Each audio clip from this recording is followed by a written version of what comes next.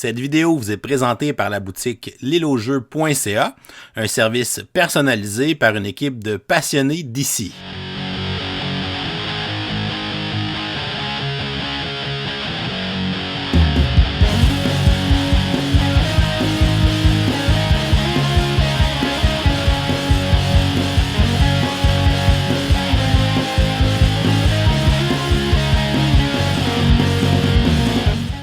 Salut les gamers, bienvenue à Presseur Board Game, je m'appelle David. Aujourd'hui à Board Game 101, je vous présente le jeu Brian Boru au Roi d'Irlande. C'est un jeu qui a été édité en 2021 par Osprey Games et qui a été traduit en français par Ori Games.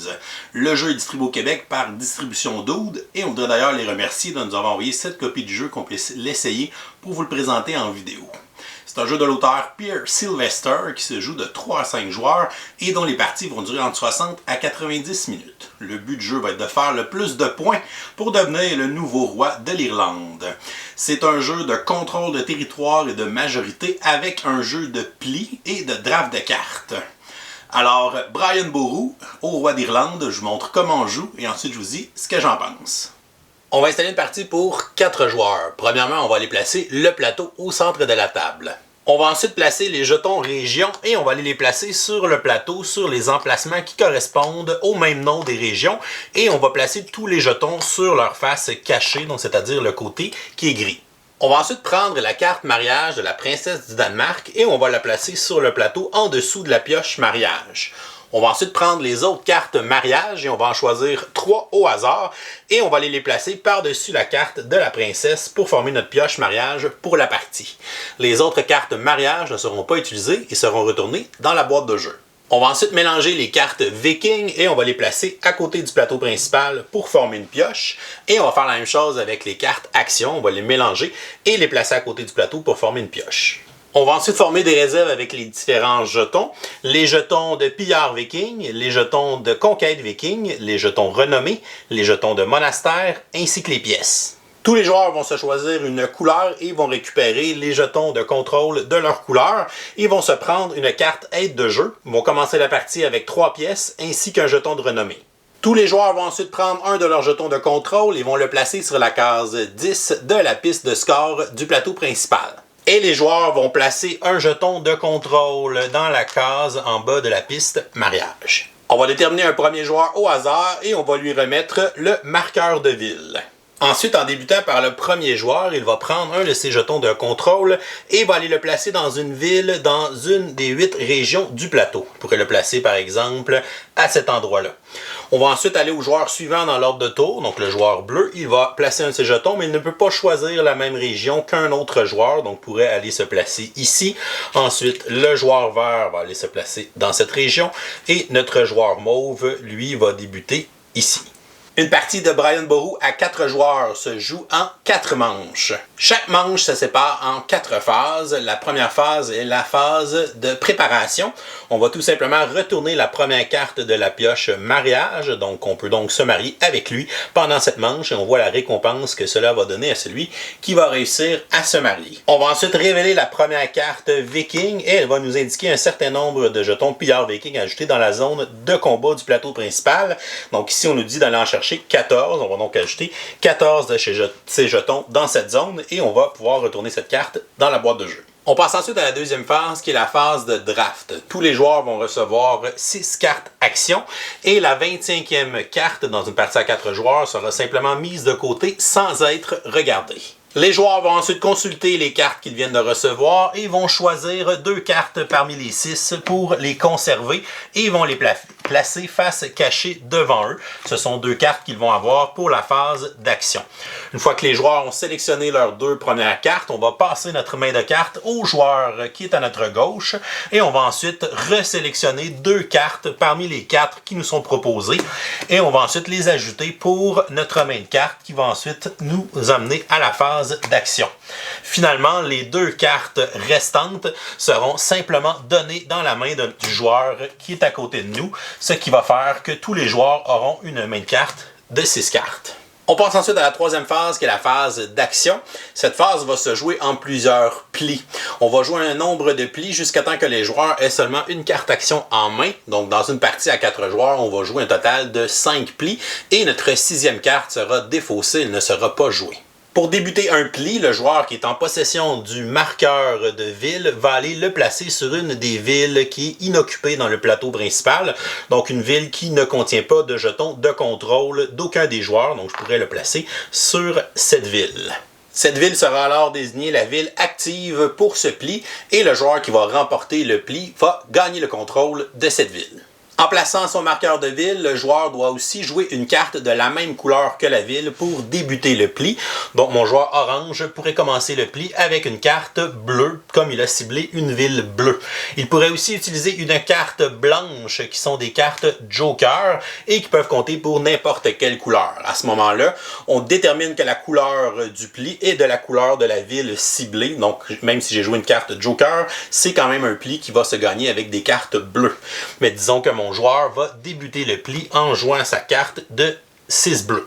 Ensuite, dans le sens horaire, à tour de rôle, les autres joueurs vont aussi jouer une carte pour tenter de gagner le pli ou bien pour tenter d'obtenir des récompenses secondaires. Contrairement à la majorité des jeux de pli, on n'est pas obligé de fournir dans la couleur demandée. Donc ici, la couleur du pli est en bleu. Donc les joueurs ne sont pas obligés de jouer une carte bleue, ils peuvent jouer n'importe quelle carte de leur main. Par contre, si on ne joue pas dans la même couleur que le pli, on ne pourra pas remporter le pli, donc gagner le contrôle de cette ville. Et si on joue une carte de couleur blanche, les cartes Joker, elle est automatiquement considérée comme de la couleur du pli. Le joueur bleu va donc jouer une carte, il décide de jouer la carte 7 jaune. Le joueur vert décide de jouer la carte 15 rouge. Et le joueur mauve décide, lui, de jouer la carte 25 bleu. Une fois que tous les joueurs ont joué leurs cartes, on va activer les cartes et les récompenses de celles-ci en ordre croissant, donc en ordre numérique. On va donc activer la carte 6, ensuite la carte 7, ensuite la carte 15 et finalement la carte 25. Le joueur qui remporte le pli, c'est-à-dire le joueur qui a joué la plus haute carte dans la couleur demandée qui était la couleur bleue, c'est-à-dire le joueur mauve, lui va gagner la récompense primaire de la carte qui est la section du haut, qui va avoir des coups ou des récompenses, mais qui a toujours le contrôle du territoire. Tous les autres joueurs qui ont perdu le pli, eux, vont aller choisir une des récompenses secondaires qui est dans le bas des cartes. On commence donc par le joueur qui a joué la carte 6 bleu, qui est le plus petit chiffre, c'est le joueur orange. Il a le choix entre les deux récompenses secondaires dans le bas de sa carte. La première récompense, qui est une récompense semblable qu'on retrouve sur la majorité des cartes, qui est de gagner des pièces, et si on veut, donc si je pourrais gagner 3 pièces, et si je veux, je peux en dépenser 5 pour aller prendre le contrôle d'une ville qui est adjacente par une route à une ville qui m'appartient déjà. Donc je pourrais prendre 3 pièces, en dépenser 5 et je pourrais prendre contrôle de cette ville ou de cette ville. Elle n'est pas obligée d'être de la même couleur que les cartes qu'on a jouées, donc tant qu'elle est reliée par un chemin à une ville qu'on contrôle déjà. L'action de dépenser 5 pièces pour aller conquérir une ville adjacente est une action optionnelle. Les joueurs ne sont jamais obligés de la faire. Donc, je pourrais prendre cette action secondaire pour simplement gagner 3 pièces. La deuxième récompense secondaire que je pourrais prendre à la place, c'est d'aller placer 2 de mes jetons de contrôle dans la zone de l'église. Lorsqu'on place des jetons dans la zone d'église, on peut aussi décider de payer 2 pièces pour placer un jeton supplémentaire et on peut décider de le payer plusieurs fois pour en ajouter des supplémentaires tant qu'on a des pièces pour payer. Lorsque le joueur orange a terminé d'activer sa carte, elle sera défaussée, donc placée dans la défausse à côté du plateau principal. Ensuite, on va activer la carte numéro 7, qui est le joueur bleu. Il a perdu le pli, donc il a le choix en une des 2 récompenses secondaires. Je pourrais prendre 2 pièces et ensuite en dépenser 5 pour aller placer mon jeton dans une ville adjacente à une ville que je contrôle déjà. Ou bien je peux prendre l'autre récompense qui serait d'avancer de 2 sur la piste de mariage. Donc je pourrais avancer mon jeton de 2 cases vers le haut dans cette piste. Lorsqu'on avance sur la piste de mariage, on peut aussi dépenser 2 pièces d'or pour avancer d'une case supplémentaire et on peut payer ce coût plusieurs fois pour avancer d'une case à chaque 2 pièces d'or qu'on va payer. Par contre, les joueurs ne peuvent pas partager des cases sur cette piste. Donc, si jamais il y avait quelqu'un déjà sur la deuxième case et que j'avançais de 2, donc j'avancerais de 2, je pourrais décider de payer des pièces d'or pour avancer à la case suivante. Mais si je ne le fais pas, une fois que j'ai terminé mes mouvements, si je suis sur le même emplacement qu'un autre joueur, je vais descendre jusqu'à temps que j'arrive dans un emplacement libre ou bien sur la case de départ. Non, mais ici, il y avait juste seulement le joueur bleu puisqu'il est le premier avancé sur cette piste.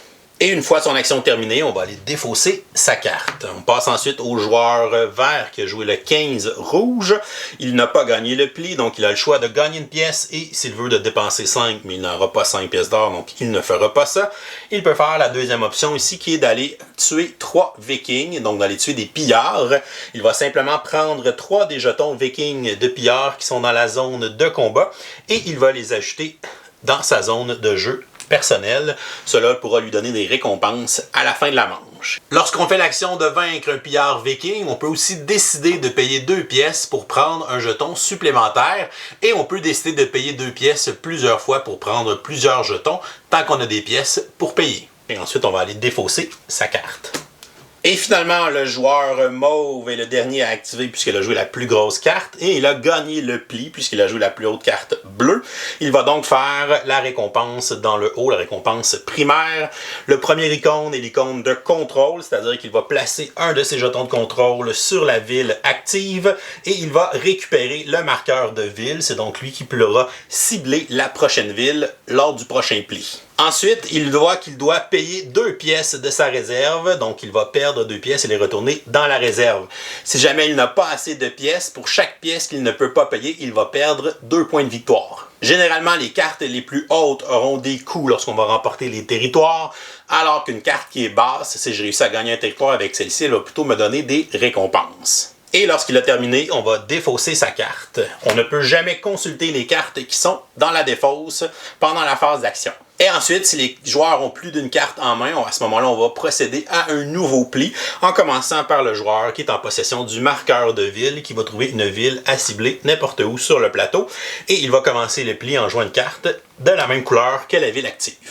Et on va continuer ici jusqu'à temps qu'on ait joué un total de 5 plis, et la 6e carte sera simplement défaussée, on ne l'utilisera pas. Une fois la phase d'action terminée, on passe à la 4e phase qui est la phase d'entretien. C'est là que les joueurs pourront obtenir différents bonus selon leur position sur la piste de mariage, selon combien ils ont réussi à obtenir de jetons pillards vikings de la zone de combat et combien ils ont placé de jetons de contrôle dans la zone d'église. C'est aussi là qu'on pourra revendiquer les différents jetons de région si on est majoritaire dans une région qui a été activée pour pouvoir obtenir ce jeton. Et si on réussit à garder jusqu'à la fin de la partie, on va pouvoir marquer les points qui sont inscrits dessus. Premièrement, on va regarder la piste de mariage. Le joueur parmi ceux qui sont sur la piste de mariage qui est le plus haut va pouvoir gagner la carte de mariage ainsi que la récompense qui est inscrite sur celle-ci. Ici, c'est donc notre joueur bleu. Il va donc gagner immédiatement 2 points de victoire. On va l'avancer directement sur la piste. Et ensuite, il pourra aller placer un de ses jetons de contrôle dans la région indiquée sur la carte. Donc, c'est la région ici au centre. Il peut prendre n'importe quelle ville puisqu'elles sont toutes libres pour l'instant. Je vais décider de m'installer à cet endroit. Et le joueur va gagner la carte mariage et la placer dans sa zone de jeu. Il va la conserver jusqu'à la fin de la partie puisqu'elle peut être utilisée dans un des bris d'égalité. Après avoir gagné sa récompense de sa carte mariage, il va redescendre son jeton sur la case de départ de la piste mariage. Alors que les autres joueurs qui sont sur la piste et qui n'ont pas obtenu le mariage vont gagner la récompense qui est inscrite de vis-à-vis la case où est placé leur jeton. Donc ici, le joueur mauve ainsi que le joueur vert vont aller se chercher une pièce dans la réserve. Et ils vont conserver leur position avec leurs jetons qui vont rester en place pour la prochaine manche. On passe ensuite au combat. Donc, on va regarder premièrement s'il reste des jetons pillards vikings dans la zone de combat. C'est le cas présentement. Il en reste 3 qu'on n'a pas réussi à vaincre. À ce moment-là, on va procéder à une conquête. Si jamais on a réussi à vaincre tous les jetons et que la zone de combat est vide, à ce moment-là, on va sauter la conquête et on va passer directement aux récompenses de bataille. Mais là, comme on n'a pas réussi à tous les repousser, on va faire une conquête. On va regarder parmi les joueurs celui qui a le moins de jetons de pillards vikings et c'est lui qui va subir la conquête des vikings. C'est le joueur bleu qui a seulement un jeton dans sa zone de jeu. C'est le joueur qui a le plus de jetons, qui est le joueur vert, qui en a 5, qui va décider la ville du joueur bleu qui va se faire envahir. Donc le joueur vert va prendre un jeton ici d'invasion viking et va aller le placer sur une ville qui est contrôlée par le joueur bleu. Il va le placer par-dessus son jeton. Maintenant, cette ville est sous le contrôle des vikings. C'est donc considéré comme une ville neutre. Il existe une action qui nous permet d'enlever un bouclier d'invasion viking sur une de nos villes si on réussit à jouer l'action secondaire de la carte 13, ici avec l'icône du X sur le bouclier. Mais ça va aussi nous coûter une pièce d'or faire cette action. C'est le seul moyen de reprendre le contrôle d'une de nos villes perdues aux vikings. Si jamais plusieurs joueurs étaient à égalité pour le moins de vikings, à ce moment-là, tous les joueurs à égalité vont subir une invasion. Et si jamais il y a une égalité pour le joueur qui a le plus de vikings, à ce moment-là, c'est le joueur qui reçoit l'invasion qui va décider lui-même quelle ville va se faire envahir. On va ensuite procéder aux récompenses de bataille. On va regarder le joueur qui a le plus de jetons de pilleur viking, c'est le joueur vert avec 5, et il va gagner un jeton de renommée qu'il va placer dans sa zone de jeu. Par la suite, il va gagner 1 point de victoire par jeton de renommée. Il a donc maintenant 2 jetons de renommée, donc le joueur vert va marquer immédiatement 2 points de victoire. Il va par la suite perdre tous ses jetons de pilleur viking. Il va donc retourner ses 5 jetons dans la réserve. Ensuite, on va regarder le joueur qui a maintenant le plus de jetons pilleur viking. C'est notre joueur mauve avec 3. Lui, il va gagner 1 point de victoire tout simplement et il va perdre seulement 1 de ses jetons de viking à la réserve générale. Et les autres joueurs vont conserver leurs jetons de viking pour la prochaine manche. Si jamais on a une égalité pour la première position, à ce moment-là, les joueurs à égalité vont faire la deuxième position, c'est-à-dire de gagner 1 point et de perdre seulement un viking.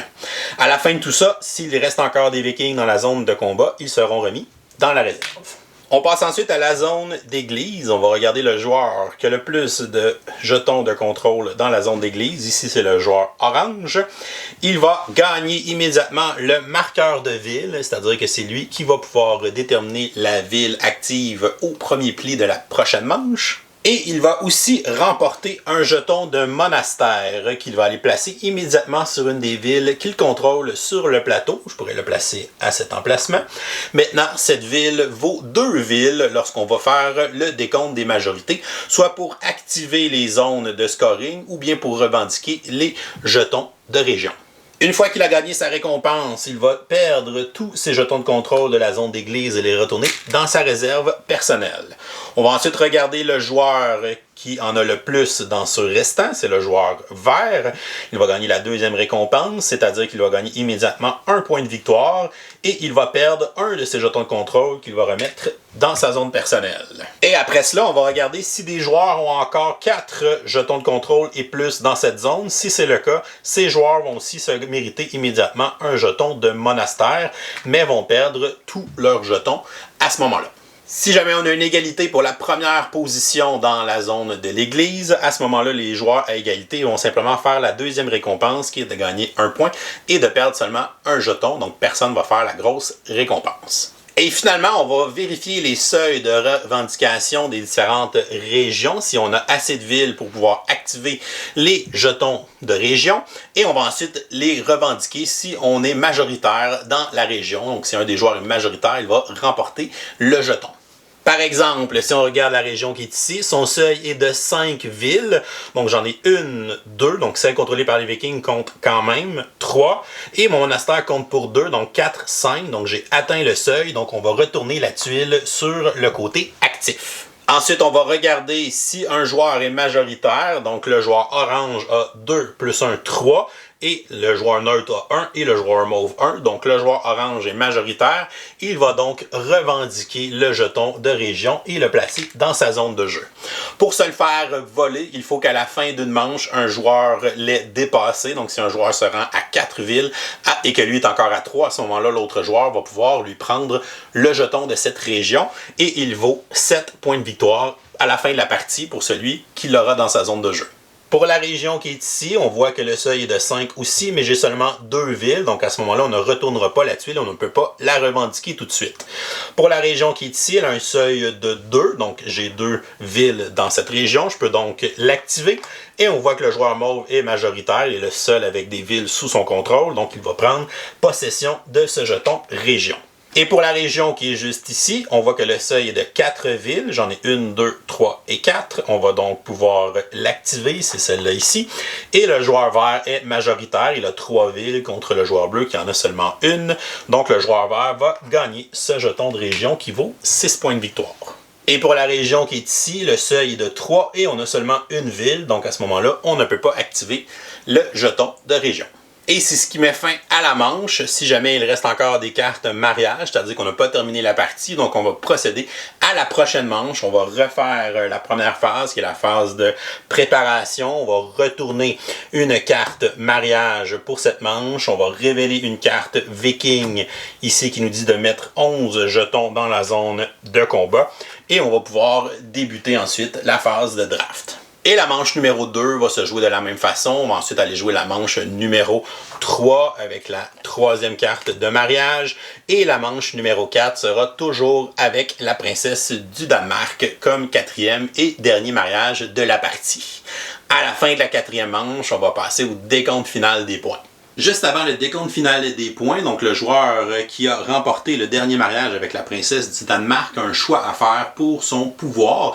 Il a 3 options à sa disposition. Il peut décider d'aller chercher le soutien militaire des Vikings, c'est-à-dire que les villes qui ont été envahies par les Vikings, qui ont des petits jetons de bouclier, vont compter pour sa couleur pour les majorités dans les territoires pour essayer de gagner les jetons de région. S'il ne veut pas faire cette option, il peut aller de l'autre côté, il peut plutôt établir des échanges avec les Vikings, c'est-à-dire que les villes Vikings vont pouvoir compter dans les bonus de région, donc pour le nombre de régions avec des villes sous son contrôle, donc les villes avec les Vikings vont compter pour des jetons de sa couleur. Si aucune de ces deux options ne l'intéresse, le joueur peut défausser cette carte pour pouvoir réclamer immédiatement 4 points de victoire. Les joueurs font quelques points de victoire en cours de partie, mais vont scorer la majorité de leurs points dans le décompte final. Premièrement, on va donner un bonus au joueur qui a le plus de pièces. Donc ici, je vois que j'ai 2 joueurs à égalité avec 2 pièces chacune. À ce moment-là, aucun point ne sera marqué. Si jamais j'avais un seul joueur avec 2 pièces, donc si j'ai le joueur orange, il va marquer un point bonus pour avoir le plus de pièces. Ensuite, le joueur qui est en possession du marqueur de ville à la fin de la partie va aussi marquer un point bonus. Les joueurs vont ensuite marquer un point par jeton renommé qu'ils ont en leur possession. Ensuite, on va marquer les points des jetons région qui sont en notre possession. Et si jamais il y en a qui sont activés et qui ne sont pas à aucun joueur, c'est-à-dire que c'était une égalité pour le contrôle. Donc on voit ici que cette région, j'ai 4 jetons, j'ai un de chaque couleur de joueur. Donc les joueurs vont se séparer à 4 les points, donc 4 divisé par 4, ça va faire 1 point chacun. Si jamais on arrive à un chiffre qui n'est pas direct, on va arrondir à l'entier inférieur. Et les jetons région qui sont encore sur leur côté gris ne scoreront pas aucun point. Et finalement, en se fiant au tableau qui est sur le plateau principal, on va avoir un bonus de points selon le nombre de régions où on a des villes qui sont sous notre contrôle. Par exemple, si on regarde le joueur orange, il est dans 1, 2, 3, 4, 5, 6 régions différentes sur les 8. Donc à 6 régions, ça lui donnerait 5 points bonus. Donc chaque joueur va regarder son bonus selon le nombre de régions dans lesquelles il se trouve et on va ajouter aussi ses points à notre score. Et le joueur qui aura le plus haut score sera déclaré vainqueur et deviendra le prochain roi de l'Irlande. Si jamais on a une égalité, c'est le joueur qui possède le plus de jetons de région revendiqués. Sinon, c'est le joueur qui possède le plus de cartes mariage. S'il y a encore égalité après cela, ça sera une victoire partagée. Et voilà, c'est comme ça qu'on joue à Brian Boru, au roi d'Irlande. Je vous reviens avec mon opinion personnelle. Qu'est-ce que je pense de Brian Boru, au roi d'Irlande? On va commencer par les points positifs. Premièrement, le matériel dans l'ensemble, il est bien. Là, les jetons de carton assez épais, les jetons de bois, les petites rondelles, ça fait bien la job. C'est pas rien qu'il jette à terre, mais c'est de la bonne qualité pour ce matériel-là. Le plateau aussi, quand même très épais pour la qualité.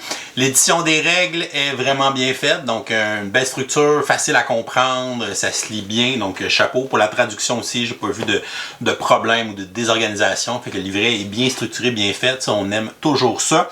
Le visuel, il est bien finalement. visuellement, au début, c'était pas un visuel qui m'attirait, mais on dirait que plus j'y joue, puis plus finalement, je suis comme, ok, il y a quand même des beaux efforts qui ont été faits. On a quand même 25 cartes action, on a quand même fait des visuels différents pour chaque carte. Même chose avec les cartes Vikings, on a fait des visuels différents. Ça aurait été vraiment facile de tomber dans une paresse puis de dire que toutes les cartes jaunes, c'est le même dessin, toutes les cartes rouges, etc. Donc, on a quand même fait un bon travail au niveau de la direction artistique, même si c'est pas un style, je pense qu'il va plaire à tout le monde. Je pense encore une fois que ça fait très bien le travail. Pour le gameplay, c'est un jeu vraiment facile à prendre en main, donc il y a peu de règles. Le fait aussi qu'on casse un peu les règles du jeu de pli, le fait qu'on n'est pas obligé de jouer la même couleur, donc on simplifie, il y a moins de contraintes, donc on peut vraiment avoir une bonne liberté dans les cartes, on peut jouer ce qu'on veut à chaque tour, et on va essayer justement de viser, est-ce qu'on veut essayer de gagner ce pli-là pour le territoire, ou c'est pas un territoire qui m'intéresse, je vais essayer plutôt d'aller chercher une récompense secondaire, fait que c'est le fun la décision de nous laisser le choix, puis de laisser les joueurs gérer cette décision-là, c'est vraiment quelque chose qui est le fun puis qui est au cœur du jeu. Fait que ça, de casser un peu les conventions du jeu de pli, c'est quelque chose d'intéressant puis d'original. Et surtout le mix entre le jeu de pli puis le jeu de contrôle de territoire ou contrôle de majorité, c'est quand même quelque chose d'assez inusité. Je n'avais pas essayé ça dans aucun autre jeu. Puis à le dire haut et fort, fait comme, ok, c'est un jeu de pli puis de contrôle de territoire, on dirait que c'est pas deux choses qui vont pantoute ensemble. Puis finalement, avec ce système-là, ça marche quand même très bien. Donc, belle audace pour le jeu, une belle originalité d'avoir essayé de masher deux mécaniques qu'on n'aurait pas vraiment vues ensemble. De gagner les territoires, c'est le cœur du jeu, mais je trouve que la couche de profondeur de stratégie nous vient des trois autres pistes. Donc, piste mariage, la piste de combat, on va dire, avec les jetons Vikings qu'on ramasse, et la piste d'église. Donc, ces trois pistes-là viennent vraiment enrichir l'expérience. Et c'est ces pistes-là qui vont justement nous donner un petit peu de compétition de, ok, je vais essayer d'être le premier avec les jetons Vikings, je vais aller chercher telle récompense, ou je vais être le premier sur l'église, je vais aller chercher un monastère. Le monastère va me permettre de prendre le contrôle ou d'être plus dominant dans une région qui vaut 6-7 points de victoire. Fait qu'il y a vraiment des éléments stratégiques d'avancer sur ces pistes-là, puis le timing de ces pistes-là, quand je veux avancer, quand je veux m'investir, quand je veux être le premier, parce que quand on score le premier, une de ces pistes-là, l'avantage est vraiment très bon, on va marquer des points, on va gagner des jetons renommés si on a tué des Vikings, on va gagner le monastère si on était dans l'église, le mariage, on va gagner généralement des points directement, plus un territoire, c'est quand même une grosse récompense. Et comme ces récompenses-là sont grandes, mais on descend, on perd toute notre progression sur ces pistes-là une fois qu'on a réclamé la récompense. Donc là, on repart de zéro à la prochaine manche. Là, ça laisse l'opportunité aux autres joueurs qui étaient déjà un peu avancés sur ces pistes-là. Je trouve que c'est vraiment un système qui est le fun. Ces trois pistes-là autour du cœur de contrôle de territoire avec les différentes villes qu'on va établir dans les régions. Ça fait vraiment un ensemble qui est le fun. Ça fait que chaque carte qu'on va jouer, on va réfléchir à qu'est-ce qu'on veut faire, sur quelle piste je vais aller investir, est-ce que je veux de l'argent, est-ce que je veux y aller pour gagner le pli, est-ce que je veux gagner cette ville-là, est-ce que je veux payer de l'argent pour essayer d'étendre mes villes tranquillement puis essayer de contrôler une région. Fait que bref, c'est toutes des petites décisions qui sont chacune très simples mais qui vont toujours être intéressantes. Ce qui est le fun aussi, c'est qu'à chaque pli, on va gagner quelque chose. Qu'on ait joué une carte, qu'on ait perdu le pli ou qu'on ait gagné le pli. Si on le gagne, mais là, on gagne le territoire, plus la récompense qui est associée, ou on paye les coûts qui sont associés si c'est une grosse carte. Fait que ça aussi, j'aime la balance entre les petites cartes et les grosses cartes. Parce qu'un joueur pourrait décider de jouer, exemple, le 7 bleu, puis là, le 7 bleu, ben, s'il gagne le territoire avec le 7 bleu, il va gagner 2 pièces aussi. Fait qu'on peut pas y laisser ça. Mais moi, ce territoire-là, bleu, je le veux pas vraiment. Je veux pas aller dans cette région-là. Mais en même temps, si j'y laisse avec un 7, il fait en plus de te faire le territoire, en plus il fait des pièces. Donc c'est le fun de forcer un peu la main de nos adversaires en jouant des petites cartes puis en essayant de gagner des territoires comme ça ou mettre des territoires qu'on sait qu'eux autres veulent pas vraiment investir dedans pour essayer de le gagner avec une petite carte. Fait que ça, je trouve ça vraiment intéressant, ce petit côté-là. Pour ceux qui aiment les jeux avec beaucoup d'interaction, évidemment, comme c'est un jeu de contrôle de majorité sur des territoires, puis contrôle de majorité sur des pistes, donc c'est une double majorité, c'est vraiment juste de la majorité qu'on va essayer de gagner dans ce jeu-là, plus un jeu de pli qui est mélangé à tout ça. Donc c'est vraiment très interactif, on va vraiment avoir beaucoup de confrontations avec les autres joueurs, fait que si c'est un style qui vous plaît, ça va tomber vraiment dans vos cordes. C'est un jeu aussi qui a une belle tension entre les joueurs, vu toute cette interaction pour essayer de contrôler les territoires. C'est un jeu qui est très fluide aussi, c'est un jeu qui, je dirais même, fonctionne mieux à 4 ou 5 joueurs qui sont le maximum qu'on peut jouer, c'est 5. Puis à 5 joueurs, je vous dirais, une fois qu'on s'est joué en 1 heure, 1 heure et quart, on va avoir le temps de jouer une partie au complet. Donc c'est quand même satisfaisant comme expérience pour un jeu qui peut jouer en 1 heure, 1 heure et quart. On va vraiment avoir l'impression d'avoir fait quelque chose, d'avoir pris des décisions le fun, puis d'avoir justement combattu les autres pour essayer de gagner ces territoires-là puis ces points-là. Il n'y a pas tant de façons que ça de faire des points pendant la partie, fait que chaque point va être important ou chaque territoire que je vais réussir à contrôler la majorité va être important dans le décompte final. Pour les côtés négatifs, je pense que ma plus grosse déception, c'est la qualité des cartes. Donc, ma copie a à peu près 4 parties de véhicules seulement et les cartes sont déjà toutes maganées sur les côtés, donc sont très abîmées. C'est le genre de jeu que dès que vous l'achetez, je pense que les cartes d'action, les bleues, celles qu'on manipule beaucoup, qu'on fait le draft, qu'on joue, je vous conseille d'investir dans des sleeves, donc c'est des cartes de grosseur tarot, avec des sleeves tarot pour protéger ces cartes-là, parce que la qualité est vraiment faible malheureusement pour cette composante-là en particulier. Sinon, c'est très mineur pour le draft de cartes. Je sais pas, je pense préférer un draft, une carte à la fois, vu que c'est quand même un draft de 5 cartes. C'est pas si long que ça, faire 5 tours de table plutôt que d'en faire juste 2 et demi si on veut, là. Donc d'aller draft d'une carte, comme ça me permet de voir toutes les cartes ou d'avoir peut-être un peu plus de choix et d'options intéressantes.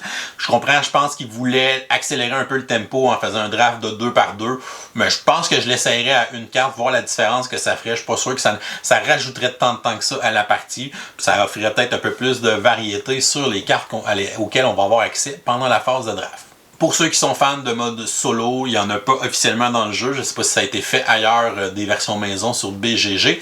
Sinon, il n'y a pas de mode non plus 2 joueurs. Donc, on n'a pas fait un mode avec une espèce d'automa ou un joueur neutre ou artificiel. Donc, c'est vraiment un jeu qui se joue à partir de 3. Donc, les gens qui vous êtes habitués de jouer à 2, mais c'est pas nécessairement un jeu pour vous. Puis, je vous dirais même qu'à 3, il est moins efficace, il est moins fun qu'à 4 ou 5. Je pense que c'est vraiment là qui shine le plus. Somme toute, Brian Boru, c'est un jeu assez surprenant. C'est un jeu que j'ai vraiment apprécié. Je vais lui donner une note de B+. Donc, un très bon jeu. Très interactif entre les joueurs, un jeu un peu minimaliste dans son matériel, dans la présentation. On voit le plateau, ça a un peu l'air de rien avec des petits disques un peu partout, des paquets de cartes. Mais il y a vraiment un beau jeu qui est caché derrière tout ça. Donc les décisions sont le fun, intéressantes. Le fait qu'on ait tout le temps une récompense à chaque carte qu'on va jouer, puis c'est vraiment nous qui va décider quelle carte je veux investir, quelle piste je veux avancer, quel territoire je veux essayer d'aller me chercher. Donc c'est vraiment des petites décisions qui sont le fun. Puis pour un jeu qui serait à 5 joueurs, qui se joue en 1 heure et quart, puis qui offre quand même une belle profondeur stratégique. Donc c'est vraiment un jeu qui fait très bien ce travail-là. Donc Brian Boru, de ceux qui connaissent Le Roi est mort, donc c'est un jeu du même auteur. Puis je trouve que Le Roi est mort est un peu dans la même lignée de pensée, l'espèce de jeu un peu épuré, un peu minimaliste, mais je trouve que celui-là offre un peu plus de richesse, de profondeur, parce qu'on n'a justement pas juste les territoires à contrôler, on a aussi les 3 pistes qui vont offrir vraiment des belles opportunités. Si vous voulez en savoir davantage, on a aussi fait un épisode de notre podcast, un board game presque parfait, où on a parlé pendant 1 heure de ce jeu-là. Donc si vous voulez plus de détails ou avoir l'opinion des autres membres de notre équipe, on vous conseille d'aller cliquer sur le petit i pour pouvoir écouter l'épisode de podcast sur Brian Boru. Et voilà, c'est tout pour aujourd'hui. Oh, c'est vrai, on est lundi. On va donc vous donner une question du jour pour participer à notre concours du lundi pour les mois de novembre et décembre 2022, dans lequel vous pourrez gagner le jeu Endless Winter. Notre question du jour est la suivante. Quel est votre jeu favori à 5 joueurs? Vous nous laissez ça en commentaire YouTube sous la vidéo pour enregistrer votre participation. C'est un concours qui est ouvert à tout le monde. Si vous nous supportez aussi sur Patreon pour au moins 5$, vous aurez une participation automatique à chaque lundi. Si vous n'êtes pas encore abonné à la chaîne, vous pouvez cliquer le petit bonhomme ici en bas pour vous abonner. Sinon, vous pouvez nous suivre sur Facebook, Twitter, Instagram à Professeur Board Game. Et si vous aimez les vidéos qu'on fait, vous pouvez nous supporter sur notre campagne Patreon qui vous donne accès à notre serveur Discord. Je vous souhaite à tous une excellente fin de journée et continuez de gamer.